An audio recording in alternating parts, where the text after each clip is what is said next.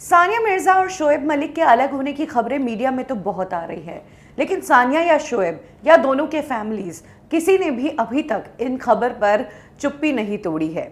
आखिर सानिया और शोएब चुप क्यों है, इसके पीछे का रीजन सामने आ गया है।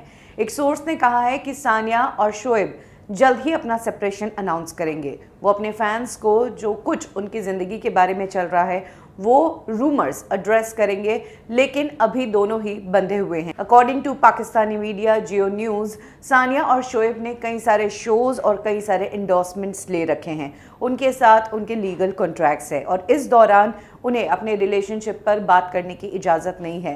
ये शोज़, ये कॉन्ट्रैक्ट्स जिस दिन ओवर हो जाएंगे उस दिन सानिया और शोएब मीडिया के बीच भी क्लियर कर देंगे कि उनका सेपरेशन हुआ है। ये लीगल इश्यूज जैसे ही सॉर्ट आउट हो जाएंगे, सानिया और शोएब सब कुछ साफ साफ बता देंगे।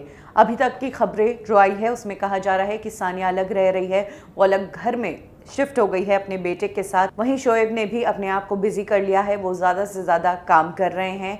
सानिया मिर्ज़ा ने जहां दुबई में अपनी 2 टेनिस एकेडमी शुरू की है और सानिया उसमें बिजी है, वहीं शोएब मिर्ज़ा ने कुछ ही दिनों पहले एक इंटरव्यू के दौरान कहा था कि उन्हें ये भी नहीं पता कि सानिया मिर्ज़ा की अकेडमीज़ कहाँ है, क्योंकि वो कभी उन अकेडमीज़ में गए ही नहीं। और तब सभी लोगों के दिमाग में आया था ये सवाल कि आखिर एक पति अपनी पत्नी की अकेडमीज़ के बारे में भी नहीं जानता है। ये तो बहुत अजीब बात है। और अब जो रूमर्स आ रहे हैं, सानिया मिर्ज़ा की जो इंस्टा पोस्ट बता रही है वो साफ साफ कह रही है कि दोनों के बीच सब कुछ ठीक नहीं। और अब दोनों चुप क्यों है ये भी सामने आ गया कि लीगल कॉन्ट्रैक्ट साइन किए हुए हैं, इसके चलते ये दोनों बोल नहीं सकते।